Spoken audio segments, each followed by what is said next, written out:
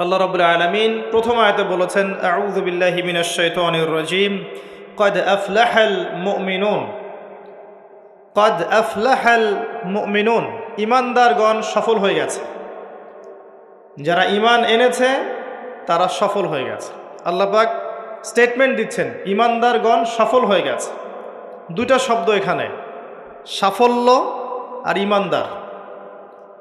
আগে বুঝতে হবে আমাদেরকে সাফল্য কাকে বলে এবং বুঝতে হবে ঈমানদার কাকে বলে। সাফল্যের সংজ্ঞা কি? আমরা সাধারণত মনে করি যে দুনিয়াতে যার অনেক বড় জমি জমা আছে, বাড়ি গাড়ি আছে, টাকা পয়সা আছে, ব্যাংক ব্যালেন্স আছে, সোসাইটিতে ক্ষমতা আছে, স্ট্যাটাস আছে, এরাই হচ্ছে সফল, তাই না?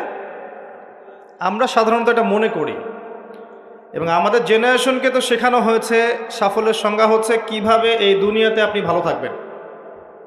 একটা চাকরি, একটা ব্যবসা, একটা সুন্দরী নারী, স্ত্রী, একটা বাড়ি, একটা মার্সিডিস, জমি জমা, পলিটিক্যাল পাওয়ার, এগুলো হচ্ছে সাফল্যের মানদণ্ড আমাদের কাছে। এগুলো অর্জন করলে পরে সমাজের মানুষ বলে হ্যাঁ লোকটা সফল, জীবনে কিছু করতে পেরেছে। এগুলো যারা অর্জন করতে ব্যর্থ হয়, সে যত ভালো মানুষই হোক না কেন, মানুষ মনে করে ব্যর্থ। সারা জীবন পানের দোকান করলাম, কি করলাম? সারা জীবন সবজি বিক্রি করলাম, সারা জীবন ছোট্ট একটা ব্যবসা করে খাইলাম, ছোট্ট চাকরি করলাম, জীবনটাই যেন বৃথা।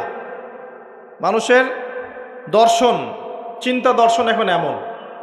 আল্লাহ পাক এটা কোরআনে বলেছেন, বাল তুসিরুনাল হায়াতাদ দুনিয়া ওয়াল আখিরাতু খায়রু ওয়া আবকা। বরং তোমরা দুনিয়ার জীবনকেই প্রাধান্য দিয়ে থাকো, প্রকৃতপক্ষে পরকাল উত্তম এবং চিরস্থায়ী। সূরা আলী ইমরানে আল্লাহ পাক বলেছেন 185 নম্বর আয়াতে, কুল্লু নাফসিন যায়িকাতুল মাউত, প্রত্যেকটা নফস মৃত্যুর স্বাদ গ্রহণ করবে। আর কিয়ামতের দিন তোমাদেরকে পূর্ণ মাত্রায় প্রতিদান দেয়া হবে। সেদিন ফামান যুহজিহা আনিন নার ওয়া উদখিলাল জান্নাতা ফাকাদ ফাজ। কিয়ামতের মাঠে যাকে পুলসিরাত পার করানো হবে, জাহান্নাম থেকে বাঁচানো হবে, জান্নাতে প্রবেশ করানো হবে, একমাত্র সে ব্যক্তি সফল, আর কেউ সফল নয়। ওয়ামাল হায়াতুদ দুনিয়া ইল্লা মাতাউল গুরুর, দুনিয়ার জীবন ধোঁকা প্রতারণা ছাড়া কিচ্ছু নয়। মরীচিকা দেখেছেন? মরীচিকা রোদের মধ্যে দেখা যায়, এটা দুনিয়ার জীবন। আল্লাহ পাক এর সাথে তুলনা করেছেন। আরেকটা আয়াত আছে সূরা হাদীদের মধ্যে, ওই আয়াতের মধ্যে আল্লাহ পাক দুনিয়ার জীবনের একটা এক্সাম্পল দিয়েছেন, দৃষ্টান্ত দিয়েছেন। কেমন? আল্লাহ বলছেন ই'লামু, তোমরা জেনে রাখো, তোমরা সবাই জেনে রাখো, আন্নামাল হায়াতুদ দুনিয়া লাইবুন ওয়া লাহু ওয়া জিনাতুন ওয়া তাফাখুরুম বাইনাকুম ওয়া তাকাসুর। তোমরা জেনে রাখো দুনিয়ার জীবনটা হচ্ছে খেলাধুলা। ছোট বাচ্চা যারা থাকে এরা খেলাধুলা ছাড়া কিছু বোঝে? ওদের কাছে দুনিয়াটা এমনই, খেলার মতো। খেলাধুলা করবো, এটাই দুনিয়ার জীবন ওদের কাছে মনে হয়। আর একটু বড় হলে আল্লাহ, দেখবেন কিশোর কিশোরীরা এখন দুনিয়ায় জীবনের কোনো উদ্দেশ্য নাই, সারাদিন এই বস্তুবাদিতা স্রোতে গা ভাসিয়ে দিয়েছে, ছেলে খেলায় সময় পার করছে। সারাদিন দেখবেন ফেসবুক, ইউটিউবিং, টিকটক, আড্ডাবাজি করা, লুডো খেলা, পাবজি, ফ্রি ফায়ার। ওদের কাছে লাহু মানে মজা, হাসি তামাশা। দুনিয়ার জীবন কি? ঠাট্টা, মজা, হাসি তামাশা। আর একটু বুঝ বেশি থাকলে ড্রাগ অ্যাডিক্টেড হবে, গার্লফ্রেন্ডকে নিয়ে ঘুরবে, পর্নোগ্রাফিতে আসক্ত হবে, জুয়া খেলবে, ক্যাসিনোতে যাবে। দুনিয়ার জীবন ওদের কাছে এমন। আরেকটু বড় হলে ওয়াজিনাতুম ওয়া তাফাখুরুম বাইনাকুম ওয়া তাকাসুর। আরেকটু বড় যখন হবে, ম্যাচুরিটি আসবে, তখন প্রতিযোগিতা, প্রাচুর্যের প্রতিযোগিতা, কে কত বেশি সম্পদ অর্জন করতে পারে, কার কত বেশি জমি আছে, কার কত সুন্দর স্ত্রী আছে, কার কত বড় চাকরি, কার কত বড় সম্পত্তি, কার কত বড় ক্ষমতা, জনবল কার কত বেশি। এই যে তাফাখুরুম বাইনাকুম ওয়া তাকাসুর, আল্লাহ পাক এটা সূরা তাকাসুরেও বলেছেন, আলহাকুমুত তাকাসুর হাত্তা যুরতুমুল মাকাবির। তোমরা প্রাচুর্যের প্রতিযোগিতা তোমাদেরকে মোহাচ্ছন্ন করেছে যতক্ষণ না তোমরা কবরে শায়িত হচ্ছ। কাল্লা সাউফা তা'লামুন সুম্মা কাল্লা সাউফা তা'লামুন, কখনো নয়, শীঘ্রই তোমরা জানতে পারবে। আবারও বলছি, শীঘ্রই তোমরা জানতে পারবে। কাল্লা লাউ তা'লামুনা ইলমাল ইয়াকিন, তখন ইলমাল ইয়াকিনে জানবে। একটা জিনিস পড়ে জানার নাম ইলমাল ইয়াকিন নয়, অনুধাবন করবেন যখন, তখন আপনার কাছে ইলমাল ইয়াকিন হবে। যেমন আপনাকে যদি বলি যে গোলাপ ফুলের গন্ধ আর রজনীগন্ধার গন্ধের মধ্যে পার্থক্য লিখে বলেন, লিখিত আকারে পার্থক্য বলেন বা ভাষায় প্রকাশ করেন, পারবেন? কথা বুঝতে পারছেন? গোলাপ ফুলের গন্ধ এবং রজনীগন্ধার গন্ধের মধ্যে কি পার্থক্য আছে আমাকে লিখিত আকারে দেন বা ভাষায় প্রকাশ করেন, পারবেন? এটা সম্ভব? মধুর মিষ্টি কেমন আর এই যে আপনার গুড় এর মিষ্টি কেমন লিখিত আকারে বলুন বা ভাষায় প্রকাশ করুন, পারবেন? কিভাবে পারা যাবে? কিভাবে? যদি আপনি দুইটা ফুল কাছে নেন, নিয়ে দুটার ঘ্রাণ শোখেন, সুখে আপনি বুঝতে পারবেন, অনুধাবন করবেন। ইলমাল ইয়াকিন, এটা হচ্ছে ইলমাল ইয়াকিন। আপনার নিশ্চিত জ্ঞান হলো যে এই গন্ধটা এমন, এই গন্ধটা এমন। পরে আপনি বলবেন অমুকের গন্ধটা গোলাপের মতো আর অমুকের গন্ধটা রজনীগন্ধার মতো। এই যে ইলমাল ইয়াকিন, মধু খান আবার গুঁড়ো খান, স্বাদ যখন বুঝবেন আপনি বুঝে ফেলবেন যে কোনটা কিসের স্বাদ। এই চাক্ষুষ জ্ঞানটাকে বলা হয় কি? ইলমাল ইয়াকিন। কবরের আযাব না ভোগ করলে মানুষ বুঝবে না পরকাল কি জিনিস, ওইটা ইলমাল ইয়াকিন। আমি বুঝাতে পারছি? কবর যখন চাপ দিবে নাউযুবিল্লাহ, তখন মানুষের ইলমাল ইয়াকিন হবে যে এটাই সেই শাস্তি। সূরা দুখান পড়ে দেখেন, আল্লাহ পাক বলেছেন যুক ইন্নাকা আনতাল আজিজুল কারীম, শাস্তি ভোগ করো, আজকে শাস্তি ভোগ করো। পৃথিবীতে অনেক সম্মানিত ছিলে, আজকে শাস্তি ভোগ করো। এটাই সেই শাস্তি যা তুমি অস্বীকার করেছিলে। তখন বুঝবেন কোনটা ইলমাল ইয়াকিন। তো আল্লাহ পাক এই কথাটা বলেছেন সূরা তাকাসুরের মধ্যে। তোমাদের প্রাচুর্যের প্রতিযোগিতা ব্যস্ত করে রেখেছে যতক্ষণ পর্যন্ত না তোমরা কবরে শায়িত হচ্ছ। কাল্লা সাউফা তা'লামুন সুম্মা কাল্লা সাউফা তা'লামুন কাল্লা লাউ তা'লামুনা ইলমাল ইয়াকিন। নিশ্চিত জ্ঞান সহকারে তোমরা জানবেই ইনশাআল্লাহ তাআলা। আল্লাহ পাক সূরা হাদীদের আয়াতে বলছেন যে দুনিয়ার জীবনটা খেলাধুলা, প্রাচুর্যের প্রতিযোগিতা, অনর্থক বিষয়ে ব্যস্ত থাকা। ই'লামু আন্নামাল হায়াতুদ দুনিয়া লা'ibun ওয়া লাহু ওয়া যিনাতুন ওয়া তাফাখুরুন বাইনাকুম ওয়া তাকাথুরুন ফিল আমওয়ালি ওয়াল আওলাদ। এই প্রাচুর্যের প্রতিযোগিতা হচ্ছে সম্পদের ক্ষেত্রে, সন্তানদের ক্ষেত্রে। এটা করি না আমরা? আমার এত সন্তান, আমার এত সম্পদ। আল্লাহ এটাই বলছেন কামাসালি গায়যিন, এর এক্সাম্পলটা হচ্ছে এমন, কামাসালি গায়যিন আ'জাবাল কুফফার নাবাত। দুনিয়ার জীবনের উদাহরণ হচ্ছে এমন একটা বৃষ্টির মতো, ভালো করে বোঝেন, একটা বৃষ্টির মতো যে বৃষ্টিটা একটা মৃত জমিনে পড়লো, জমিনটা মৃত ছিল, এরপর জমিনটা সজীব হলো, হওয়ার পরে সেখানে ফসল ফলল, ফসলটা এক পর্যায়ে সবুজ হলো। কি হলো? সবুজ, শস্য শ্যামল হয়ে গেল। এরপরে এই ফসলটা হলুদ বর্ণ ধারণ করল। হলুদ বর্ণ ধারণ করে না শেষে? এরপর চাষি এটাকে কেটে ফেলল। এই যে বৃষ্টি পড়ল, মৃত জমিন জীবিত হলো, এই যেখানে বীজ দেয়া হলো, ফসল ফললো, ফসলটা সবুজ হলো, তখন চাকচিক্যময় চারপাশ, শস্য শ্যামল, সুজলা সুফলা, না? খুব ভালো লাগছে। এরপরে আবার দেখবেন ওইটা পিতবর্ণ ধারণ করবে, হলুদ হয়ে যাবে, চাষি ওটাকে কেটে ফেলবে। সুম্মা ইয়াকুনু ফাতারাহু মুসফাররান সুম্মা ইয়াকুনু হুতামা। এরপর এই যে ফসলটা কেটে ফেললেন, এটার খড়কুটা পড়ে থাকলো না, এটা দিয়ে আপনি জাল দিবেন, আগুন জ্বালাবেন, তাই না? রান্নার কাজে ব্যবহার করবেন। এই হলো দুনিয়ার জীবন। ওয়া ফিল আখিরাতি আযাবুন শাদীদ, আর পরকালের জীবনে স্থায়ী, এখানে আছে কঠিন শাস্তি, অথবা ওয়া মাগফিরাতুম মিনাল্লাহি ওয়া রিদওয়ান, অথবা থাকবে আল্লাহর মাগফিরাত মানে ক্ষমা এবং সন্তুষ্টি। ওই দুনিয়ার ওই ছোট্ট জীবনটাকে যারা আল্লাহর বিধান অনুযায়ী চালাতে পারবে, পরকালে ওদের শাস্তির কোনো ভয় নেই। লা খাউফুন আলাইহিম ওয়া লা হুম ইয়াহজানুন। এই জীবনটায় যারা তাকাসুর, ভোগবিলাস, লাহু এগুলোতে ব্যস্ত থাকবে, এদের পরকাল হবে আযাবুন শাদীদ, কঠিন শাস্তির। ওয়া মাল হায়াতুদ দুনিয়া ইল্লা মাতাউল গুরুর। এই হলো সূরা হাদীদের আয়াত। দুনিয়ার জীবন প্রতারণা ছাড়া কিচ্ছু নয়। অতএব তোমাদের করণীয় কি? তার পরের আয়াতে বলা আছে ওয়াসাবিকু ইলা মাগফিরাতিম মির রাব্বিকুম ওয়া জান্নাহ। অতএব তোমরা দুনিয়ার জীবনকে প্রাধান্য না দিয়ে পরকালের দিকে ফোকাস করো, তোমার রবের পথের দিকে ফোকাস করো। ছুটে চলো, তোমরা ছুটে চলো সেই জান্নাতের দিকে যার প্রশস্ততা আসমান এবং জমিনের সমান। ওয়াসাবিকু ইলা মাগফিরাতিম মির রাব্বিকুম ওয়া জান্নাহ আরদুহা কাআরদিস সামাই ওয়াল আরদ উইদ্দাত লিল্লাযিনা আমানু বিল্লাহি ওয়া রাসূলিহি। এটা প্রস্তুত করা হয়েছে কাদের জন্যে? যারা ঈমান এনেছে এবং তদনুযায়ী কি করেছে? আমল করেছে। আল্লাহর প্রতি ঈমান এনেছে রাসূলগণের প্রতি ঈমান এনেছে, তদনুযায়ী আমল করেছে, এই মুমিনদের জন্য জান্নাত প্রস্তুত করা আছে। আল্লাহ পাক এই সূরায় বলছেন কদ আফলাহাল মুমিনুন। কথা বুঝতে পারছেন এবার? সফল কারা হয়েছে? এই মুমিনরা। আর আফলাহার সংজ্ঞা আল্লাহ পাক দিয়ে দিলেন ফামান যুহজিহা আনিন নার ওয়া উদখিলাল জান্নাহ ফাকাদ ফাজ। পরকালে যে জান্নাতে যাবে, জাহান্নাম থেকে বাঁচবে, একমাত্র সেই ব্যক্তি সফল, আর কেউ সফল নয়।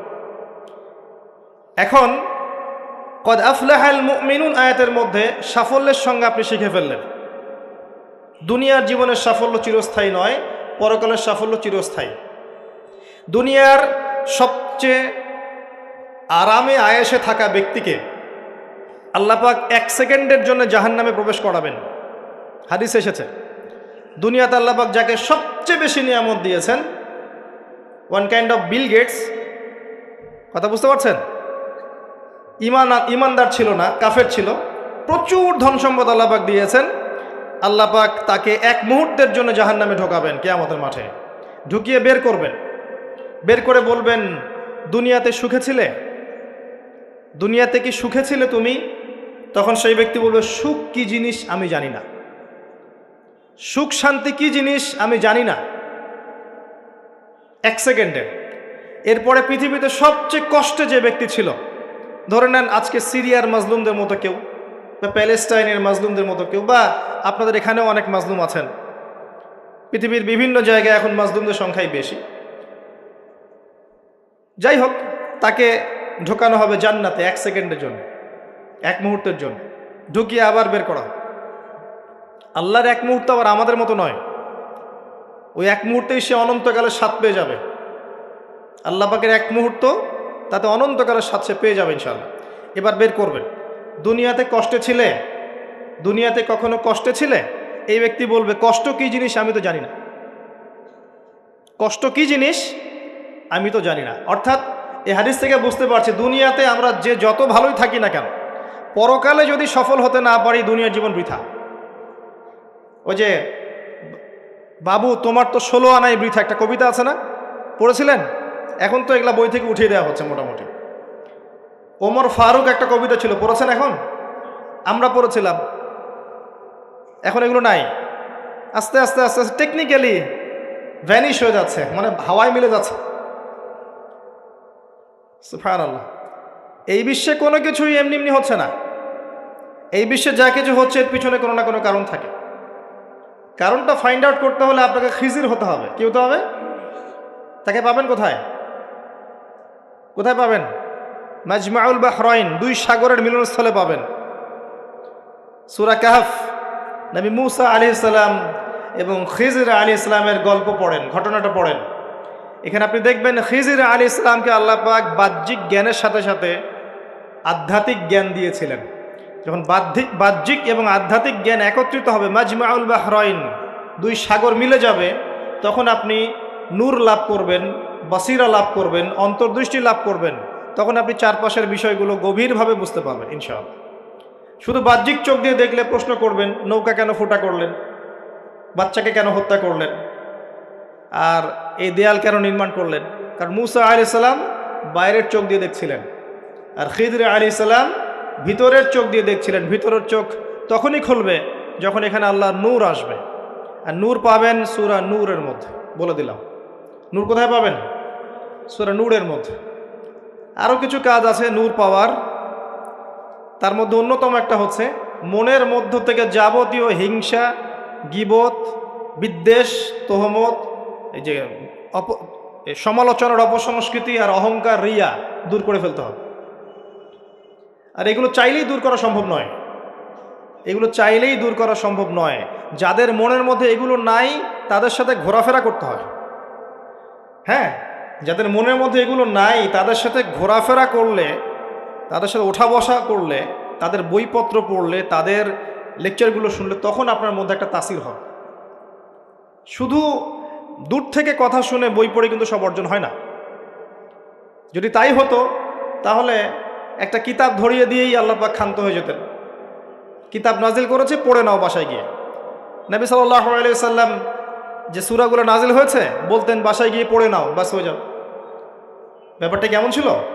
তিনি নিজে আমল করেছেন, সাহাবীদেরকে আমল করে দেখিয়েছেন, সাহাবায়ে কেরাম তার সংস্পর্শে থেকে ইসলাম শিখেছেন। এখন ডিফিকাল্ট সিচুয়েশন, আপনি যাবেন কোথায়, কার সংস্পর্শে যাবেন?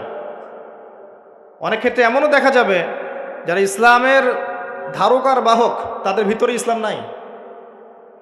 বাহ্যিকভাবে মনে হবে ইসলামের ধারক বাহক, ভিতরে নিজেরই ইসলাম নাই। তো খুব ডিফিকাল্ট। এই জন্য আল্লাহর কাছে দোয়া করতে হবে, আল্লাহ আমাদেরকে উপযুক্ত আলেম, উপযুক্ত ওলামায়ে কেরাম, উপযুক্ত ওস্তাদ, উপযুক্ত মাশায়েখ এগুলো দান করেন। তারপরে আল্লাহ পাক ইনশাল্লাহ দান করবেন ইনশাআল্লাহ আযজা ওয়া জাল। যাই হোক, পয়েন্ট একটা শিখলাম, দুনিয়ার জীবন চূড়ান্ত না। দুনিয়ার জীবনের সবচেয়ে সুখী ব্যক্তিও জাহান্নামে গেলে বলবে সুখ কী জিনিস আমি জানি নাই। আর দুনিয়ার সবচেয়ে কষ্টে থাকা ব্যক্তি জান্নাতে গেলে বলবে দুঃখ কী জিনিস আমি জানি না।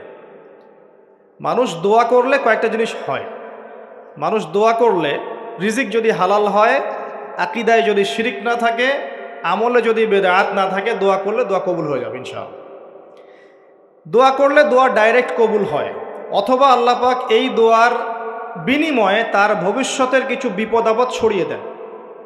মনে করেন আপনি দোয়া করেছেন, অনেক দোয়া করেছেন, ইনস্ট্যান্ট আপনি রেজাল্ট পান নাই, তা আপনি জানেনই না এই দোয়ার বদৌলতে আপনার আগামীর বিপদ আল্লাহ কাটিয়ে দিয়েছে।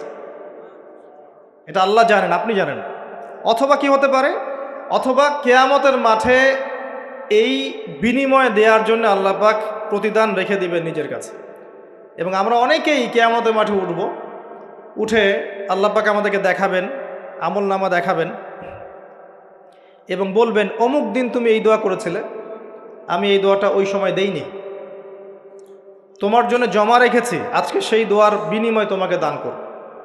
ওই দিন মানুষ বলবে, আমরা বলবো যে কাশ দুনিয়াতে আমার কোনো দোয়াই যদি কবুল না হতো। কথা বুঝতে পারছেন? দুনিয়াতে যদি আমার কোনো দোয়াই কবুল না হতো, আজকে সব প্রতিদান পেতাম।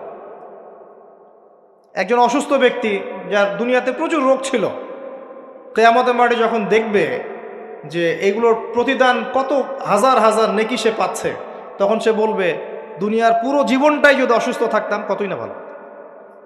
আমি বুঝাতে যাচ্ছি, এরকম অনেক হাদিস আছে, বলতে গেলে রাত শেষ হয়ে যাবে, যে দুনিয়ার জীবনটার মূল্য আল্লাহর কাছে খুব বেশি নয়, একটা মাছির পাখার সমানও নয়। যদি হতো তাহলে কোনো কাফের মুশরিককে আল্লাহ পাক এক ঢোক পানি খেতে দিতেন না।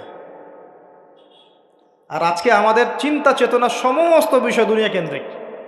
আমাদের পড়াশোনার উদ্দেশ্য দুনিয়া, ব্যবসার উদ্দেশ্য দুনিয়া, চাকরির উদ্দেশ্য দুনিয়া, আমাদের সামাজিক কাজগুলোর উদ্দেশ্য দুনিয়া, সব কিছুই দুনিয়া কেন্দ্রিক। আর আমরা সবাই মনে করছি দুনিয়াই দুনিয়া, এরপরে আর কিছু নাই।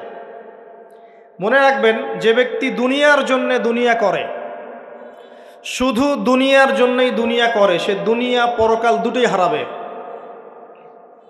আর যে ব্যক্তি পরকালের জন্য দুনিয়া করবে, সে ইহকাল পরকাল দুটোই পাবে ইনশাআল্লাহ। কথা বুঝতে পারছেন? যে ব্যক্তি দুনিয়ার জন্যই দুনিয়া করবে, সে দুনিয়া আখিরাত দুটোই হারাবে। দুনিয়ার জন্য যদি আমি দিনের কাজও করি তাও হারাবো। কথা বুঝতে পারেন নাই? দুনিয়ার স্বার্থে যদি আমি দিনের কাজ করি, ইসলামকে নিয়ে দুনিয়ার স্বার্থ অর্জন করতে চাই, তাহলে দুনিয়া আখিরাত দুটোই হারাবো। আর যদি পরকালে আল্লাহ সন্তুষ্টি পাওয়ার জন্য আমি দুনিয়া করি, আল্লাহ পাক পরকাল দুনিয়া দুটোই দিবেন ইনশাআল্লাহ। আল্লাহ পাক আমাদেরকে বোঝার তৌফিক দান করুন, আমিন। আশা করি আমরা সাফল্যের সংজ্ঞাটা বুঝতে পেরেছি। কারা সফল হবে? মুমিনরা। এবার আসেন, মুমিন কারা? সহজ কথায় বলছি, যারা 6টা বিষয় বিশ্বাস করে। কয়টা? 6টা পিলারে যারা বিশ্বাস করে।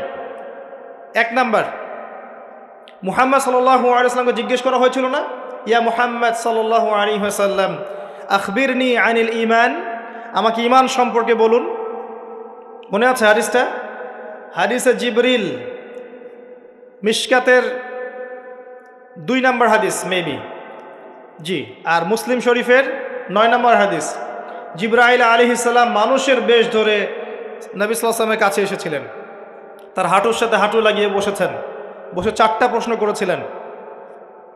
ইসলাম কাকে বলে, ঈমান কাকে বলে, ইহসান কাকে বলে, এবং কিয়ামত কবে হবে। নবীজি বলেছিলেন কিয়ামত কবে হবে এই বিষয়ে প্রশ্নকারী উত্তরদাতার জ্ঞান সমান। তখন তিনি আবার প্রশ্ন করেছিলেন, তাহলে আলামত কিছু বলে দিন। এর উপর বিস্তারিত আমার খুতবা আছে, শুনে নেবেন, ইউটিউবে আছে। তো এর মধ্যে একটা প্রশ্ন ছিল ঈমান কাকে বলে। নবী সাল্লাল্লাহু আলাইহি ওয়াসাল্লাম উত্তর দিয়েছিলেন, আল ঈমান, ঈমান হচ্ছে আন তুমিনা বিল্লাহ, তুমি বিশ্বাস করবে এক আল্লাহর প্রতি, মুখস্থ করে ফেলবেন, এক আল্লাহর প্রতি ঈমান, ওয়া মালাইকাতিহি, তার ফেরেশতা মণ্ডলীর প্রতি 2 নম্বর, 3 নম্বর ওয়া কুতুবিহি, তার আসমানি কিতাব সমূহের প্রতি, সমস্ত আসমানি কিতাব সমূহের প্রতি, 4 নম্বর ওয়া রুসুলিহি, তার সমস্ত রাসূলগণের প্রতি বিশ্বাস করবে, 5 নম্বর ওয়াল ইয়াউমিল আখির, পরকালের জীবনে বিশ্বাস করবে, 6 নম্বর ওয়াল কদরি খায়রিহি ওয়া শাররিহি, তাকদীরের ভালো এবং মন্দের প্রতি বিশ্বাস করবে। এই 6টা পিলারের প্রতি বিশ্বাস করার নাম কি? ঈমান। বলেন তো আমার সাথে, 1 নম্বর আল্লাহর প্রতি, 2 নম্বর ফেরেশতা মণ্ডলীর প্রতি, 3 নম্বর আসমানি কিতাব সমূহের প্রতি, 4 নম্বর নবী রাসূলগণের প্রতি, 5 নম্বর পরকালের জীবনের প্রতি, 6 নম্বর কি? ভাগ্যের ভালো মন্দের প্রতি। এখন মজার ব্যাপার হচ্ছে এই 6টার কোনোটাই চোখে দেখা যায় না। কথা বুঝতে পারছেন? এই 6টার কোনোটাই আপনি চোখে দেখতে পারবেন না। আল্লাহ দেখেছেন, মালায়েকা ফেরেশতা দেখেছেন, আসমানি কিতাব সমূহ, আগের আসমানি কিতাবগুলো দেখেছেন।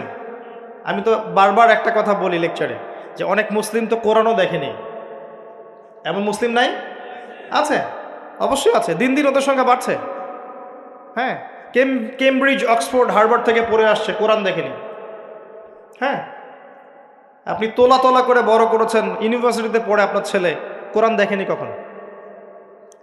দেখেছে যে তার বাবার মৃত্যুবার্ষিকীতে হুজুর এসে একটা বই পড়ে, তার নাম কোরআন, তার কাছে এরকমই মনে হয়। এরকম জেনারেশন আছে না? এদেরকে খিজির আলাইহিস সালাম পেলে হত্যা করতেন। ওই যে ছোট্টবেলায় একটা বাচ্চাকে হত্যা করলেন, মনে আছে? একটা ছোট্ট বাচ্চাকে খিজির আলাইহিস সালাম হত্যা করেছিলেন। নবী সাল্লাল্লাহু আলাইহি ওয়াসাল্লাম বলেছিলেন, কে জন্য হত্যা করলেন? একটা অপরাধ করলেন আপনি। খিজির আলাইহিস সালাম বলেছিলেন, এই বাচ্চা যদি বড় হতো তাহলে বিশাল কাফের হতো এবং নিজে কুফরি করতো, পিতামাতাকে কাফের বানিয়ে ছাড়তো। এই হলো সেই জেনারেশন যেটাকে আমরা বড় করছি এখন। বিশ্বাস করেন এটাই সেই জেনারেশন। আর সূরা কাহফ কিন্তু শেষ জামানার সূরা। এই সূরা আপনাকে দাজ্জাল থেকে বাঁচাবে। দাজ্জাল আগমনের সময় বিশ্বের কি অবস্থা হবে এটা ওই সূরার মধ্যেই দেয়া আছে। এটাকে আপনাকে বুঝতে হবে গভীরভাবে। যাই হোক, আসেন, আসমানি কিতাবসমূহ আমরা কিন্তু দেখিনি, কোরআন আমরা দেখেছি। নবী রাসূলগণ কোন নবীকে দেখেছেন? এমনকি আমরা কি আমাদের নবীকেও দেখেছি? দেখিনি। ওয়াল ইয়াউমিল আখির, পরকালকে দেখেছেন? পরকালের কিছুই দেখিনি আমরা। দেখেছি? আমরা শুনেছি কবরে আযাব হয়, দেখেছেন কখনো? কবর চাপা দিবে, দেখেছেন? কবরে প্রশ্নোত্তর হবে, দেখেছেন? কবরে যে আমরা দাফন করে দিয়ে আসি, কখনো কি দেখা যায় এগুলো? আমরা কি রূহ বা আত্মাকে দেখেছি? দেখেছি? এরকম পরকালের প্রতিটা স্তর, কিয়ামতের মাঠ, মিজান, পুলসিরাত, জান্নাত, জাহান্নাম, আমলনামা দেখেছি? দেখি নাই। আমাদের কাঁধের ফেরেশতা দেখেছি? কিচ্ছু দেখি নাই। এই যে 6টা পিলার ঈমানের, সব কিন্তু গায়েব, অদৃশ্য বিশ্বাস। এটাই সেই আয়াতের ব্যাখ্যা। আল্লাহ পাক বলেছেন, আলিফ লাম মিম যালিকাল কিতাব লা রাইবা ফিহি হুদাল লিল মুত্তাকিন, এই বইটা মুত্তাকিদের জন্য হেদায়েত, যে বই কোনো সন্দেহ নাই, যে কিতাবে কোনো সন্দেহ নাই। এই মুত্তাকি কারা? আল্লাযীনা ইউমিনুনা বিল গায়বি, যারা কিনা প্রথমত এই গায়েবের প্রতি ঈমান আনে। এই হলো গায়েবের 6টা পিলার। এখন সবচেয়ে মজার কথা হচ্ছে যে এখনকার শিক্ষা এবং জ্ঞান দর্শন হচ্ছে এমন যে পরীক্ষা নিরীক্ষা, বিজ্ঞান, যুক্তি আর দর্শন দিয়ে কোনো কিছুকে যদি প্রমাণ না করতে পারেন তাহলে তার অস্তিত্ব নেই। এটা আমাদেরকে শেখানো হয়, পশ্চিমারা এটা শিখিয়েছে। পশ্চিমারা এটা শিখিয়েছে যে পরীক্ষা নিরীক্ষা, পর্যবেক্ষণ, যুক্তি, দর্শন, বিজ্ঞান, এগুলো দিয়ে যদি আপনি প্রমাণ করতে না পারেন কোনো কিছুকে, তাহলে এগুলোর কোনো অস্তিত্ব নেই। এজন্যই তারা ঈমানের 6 পিলারের কোনোটাতেই বিশ্বাস করে না। কথা কি বুঝতে পারছেন? আল্লাহকে তো আপনি ল্যাবে প্রমাণ করতে পারবেন না, পারবেন?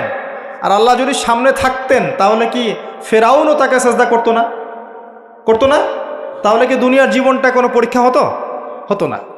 যাই হোক, এই যে মালায়েকা, আপনি কি ল্যাবে প্রমাণ করতে পারবেন? পারবেন? পারবেন না। রূহ বা আত্মাকে প্রমাণ করতে পারবেন? স্বপ্নের ব্যাখ্যা দিতে পারবেন? ঘুম, মানুষ যে ঘুমায়, ঘুমের মধ্যে হাসে এবং কাঁদে, আছে না? ঘুমের মধ্যে ভয় পায়, ব্যাখ্যা করতে পারবেন? পারবেন না। এই যে পরকালের জীবনের, কবরের আযাব, জান্নাত, জাহান্নাম, মিজান, পুলসিরাত, একটাকেও কি ব্যাখ্যা করা যাবে? ল্যাবরেটরিতে প্রমাণ করা যাবে? ওদের দর্শন হচ্ছে, এটাকে বলে এপিস্টিমোলজি বা জ্ঞান তত্ত্ব। ওদের জ্ঞান তত্ত্ব হচ্ছে যে যেহেতু এগুলোকে আমরা প্রমাণ করতে পারছি না, অতএব এগুলোর কোনো অস্তিত্ব নাই, চাক্ষুষ যা দেখব তাই সত্য।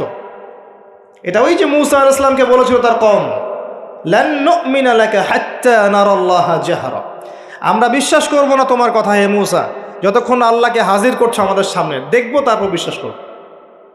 এই জ্ঞান তত্ত্ব দিয়েই সারা বিশ্বের শিক্ষা দর্শন চলছে। এ কারণেই বলি আমি যে শিক্ষার মধ্যে শিরক আছে। কি আছে?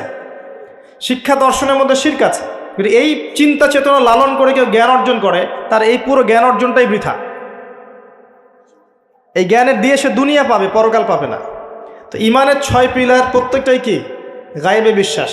এগুলো বিশ্বাস করতে হবে, এটাই দুনিয়ার জীবনের পরীক্ষা।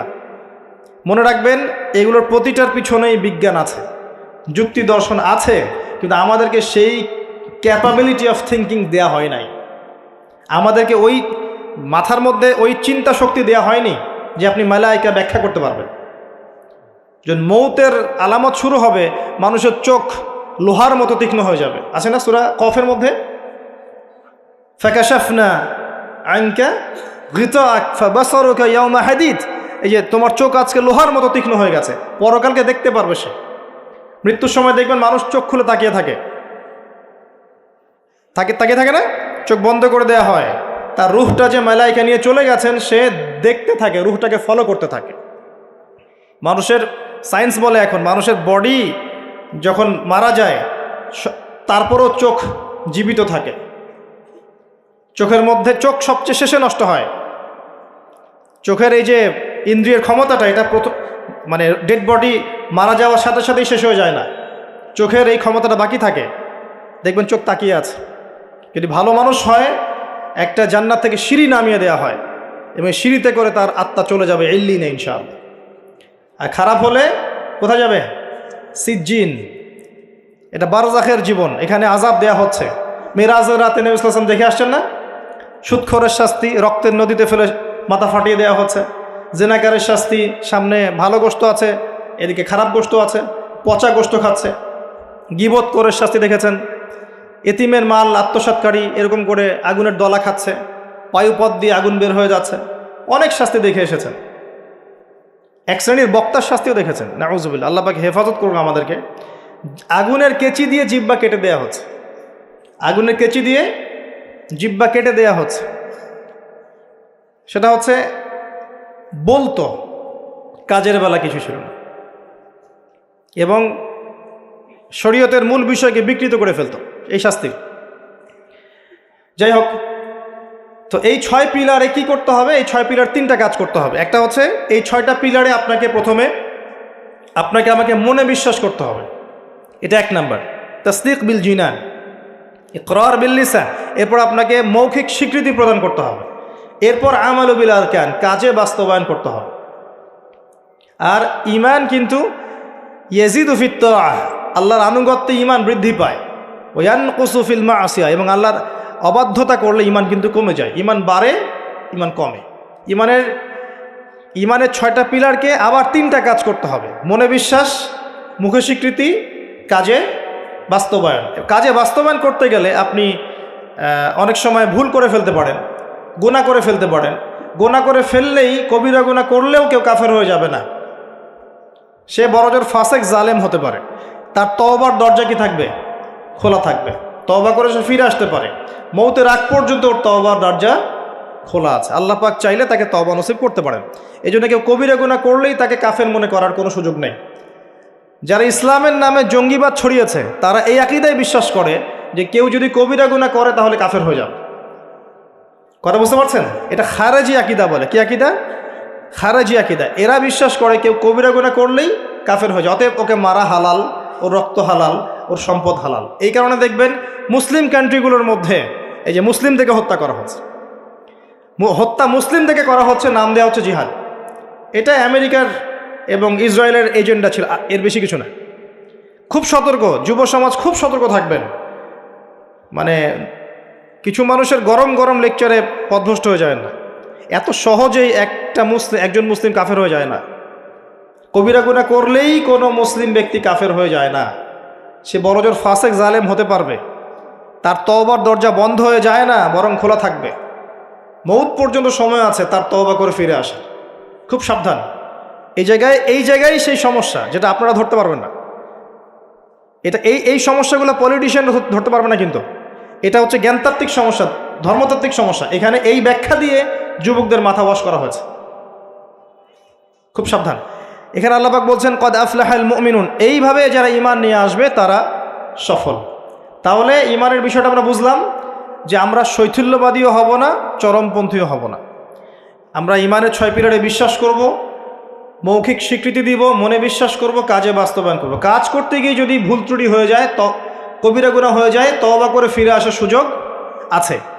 কবিরা গুনাহ করলেই কেউ কাফের হয়ে যায় না, বরং সে বড়জোর ফাসেক জালেম হতে পারে। তার তওবার রাস্তা খোলা আছে, তাকে হত্যা করা আমার জন্য বৈধ নয়। সিম্পল। এইভাবে যারা ঈমান আনবে তাদেরকে বলা হচ্ছে আফলাহাল মুমিনুন, তারা সফল হয়ে গেছে। এবং তাদের আরও কিছু কোয়ালিটি আল্লাহ পাক বলেছেন, আমি একটা একটা করে বলে শেষ করছি। আল্লাহ পাক বলেছেন আল্লাযীনা হুম ফি সলাতিহিম খাশিউন। এভাবে ঈমান আনার পর তাদের প্রথম কাজ, তারা নামাজের মধ্যে খুশু খুজুর সাথে নামাজ পড়ে, যেটা এখনকার ডিজিটাল নামাজে আপনি পাবেন না। খুশু খুজুর সাথে নামাজের কয়েকটা শর্ত: ওয়াক্ত ঠিক থাকতে হবে, নামাজের পদ্ধতি ঠিক থাকতে হবে, নামাজের ধীর স্থিরতা বজায় থাকতে হবে, নামাজে আপনি কি পড়ছেন কি বলছেন এটা বোঝার চেষ্টা করতে হবে।